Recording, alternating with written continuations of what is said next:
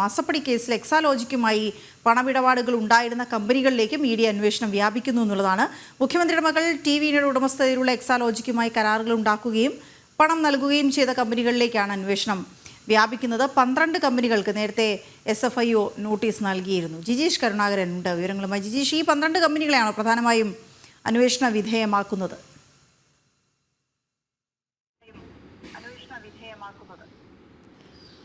തീർച്ചയായും ഈ 12 കമ്പനികളെ കേന്ദ്രീകരിച്ച് തന്നെയാണ് എൻഫോഴ്സ്മെന്റ് ഡയറക്ടറേറ്റിന്റെ അന്വേഷണം മുന്നോട്ട് പോകുന്നത്. കാരണം ഈ 12 കമ്പനികളും വീണയുടെ എക്സാലോജിക്കിന് പല തവണകളിലായി പണം നൽകിയിട്ടുണ്ട്. ഇതെല്ലാം IT സേവനങ്ങളുടെ പേരിലായിരുന്നു ഈ സാമ്പത്തിക ഇടപാടുകളെല്ലാം തന്നെ നടന്നിരുന്നത്. എങ്ങനെയാണോ CMRലുമായി നൽകാത്ത സേവനത്തിന് പണം വാങ്ങിയത്, 2,72 ലക്ഷം രൂപ കൈപ്പറ്റിയത്, അതിന് സമാനമായ രീതിയിൽ ഈ 12 കമ്പനികളിൽ നിന്നും പണം നിശ്ചിത ഇടവേളകളിൽ വാങ്ങിയിട്ടുണ്ട്. എന്നാൽ അവിടെയും വീണ നൽകിയിരിക്കുന്ന ഒരു മറുപടി എന്ന് പറയുന്നത് അത് IT സേവനങ്ങൾക്കുള്ള പ്രതിഫലം എന്ന രീതിയിലാണ് ആ കമ്പനികൾ പണം നൽകിയതെന്നാണ്. എന്നാൽ നേരത്തെ തന്നെ SFI അടക്കമുള്ള അന്വേഷണ ഏജൻസികൾ ഈ 12 കമ്പനികളിൽ നിന്ന് വിശദീകരണം തേടിയിരുന്നു. എന്തിനാണ് ഈ പണം നൽകിയത്, ഈ സാമ്പത്തിക ഇടപാടുകൾക്ക് പ്രതിഫലമായി അല്ലെങ്കിൽ പണം നൽകിയതിന് പ്രതിഫലമായി എന്ത് സേവനമാണ് വീണ വിജയന്റെ എക്സാലോജി കമ്പനി നൽകിയത് തുടങ്ങിയ കാര്യങ്ങളായിരുന്നു അവരോട് പ്രധാനമായും ചോദിച്ചിരുന്നത്.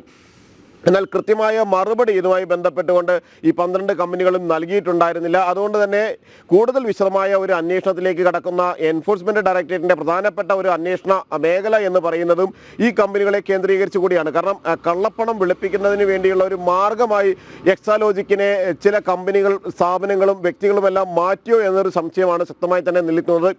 സാധാരണ നിലയിൽ വലിയ തോതിൽ വന്നു ചേരുന്ന കള്ളപ്പണം അത് വെളുപ്പിക്കുന്നതിന് വേണ്ടി അല്ലെങ്കിൽ IT സേവനങ്ങളുടെ മറവിൽ IT സേവനങ്ങൾക്ക് എന്ന പേരിൽ വീണയുടെ എക്സാലോജിക്കിന് നൽകുന്നതോടുകൂടി ആ പണം വെളുപ്പിക്കാൻ കഴിയുമെന്ന രീതിയിലായിരുന്നു അതിൻ്റെ പ്രവർത്തനങ്ങൾ. അത്തരത്തിലുള്ള പ്രവർത്തനങ്ങൾ നടന്നോ എന്നത് തന്നെയാണ് അന്വേഷണ സംഘം പരിശോധിക്കുന്നത്. മാത്രമല്ല ഈ കമ്പനികൾ അന്വേഷണവുമായി സഹകരിക്കാത്തത് കൂടി പരിശോധിച്ച് കൂടുതൽ തെളിവുകൾ കേന്ദ്രീകരിച്ചായിരിക്കും അന്വേഷണ സംഘം മുന്നോട്ട് പോവുകയും ചെയ്യുക. കാരണം ഇനി പ്രധാനമായും എൻഫോഴ്സ്മെന്റ് ഡയറക്ടറേറ്റിനെ സംബന്ധിച്ചിടത്തോളം SFIയുടെ കുറ്റപത്രവും അനുബന്ധ രേഖകളും ആവശ്യപ്പെട്ടിട്ടുണ്ട്. അതിൻ്റെ കൂടി അടിസ്ഥാനത്തിൽ അന്വേഷണവുമായി മുന്നോട്ട് പോകുന്നു.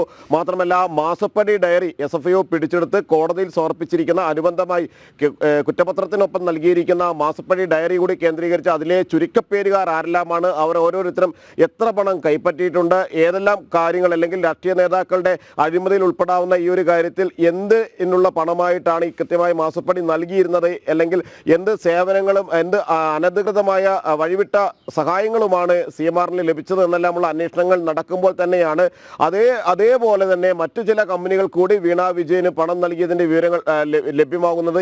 ഇത് സംബന്ധിച്ച് തന്നെയാണ് വിശദമായ ഒരു അന്വേഷണത്തിലേക്ക് അന്വേഷണ സംഘം കടക്കുകയും ചെയ്യുന്നത്. ഈ 12 കമ്പനികളുടെയും പ്രതിനിധികളെ വിളിച്ചു വരുത്തി ചോദ്യം ചെയ്യുന്നതടക്കമുള്ള നടപടികളായിരിക്കും ആദ്യഘട്ടത്തിൽ ഉണ്ടാവുക. കാരണം നേരത്തെ CMRലെ ഉദ്യോഗസ്ഥരെ മണിക്കൂറുകൾ തന്നെ നീണ്ട ചോദ്യം ചെയ്യലുകൾ നടത്തിയിരുന്നു. ഒരു പകലും ഒരു രാത്രിയും നീണ്ട ചോദ്യം ചെയ്യലിനും ശേഷം മാത്രമായിരുന്നു കൊച്ചി ED ഓഫീസിൽ നിന്ന് വിട്ടയച്ചത്.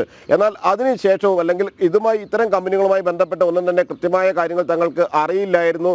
പലതും MD നേരിട്ടാണ് ചെയ്തിരുന്നത് എന്നീ മറുപടികളാണ് ജീവനക്കാർ നൽകിയിരുന്നത്. ഈ ഇത്തരം സാമ്പത്തിക ഇടപാടുകളിൽ ഒപ്പം തന്നെ ഈ മാസപ്പടി ഡയറിയുമായി ബന്ധപ്പെട്ട ചോദ്യങ്ങൾക്കുമെല്ലാം തന്നെ അവർ നൽകിയ മറുപടി അത്തരത്തിലുള്ളതാണ്.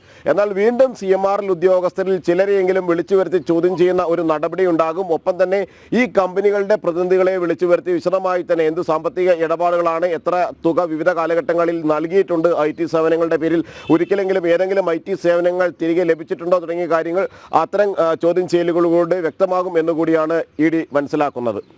ഓക്കെ, ശരി.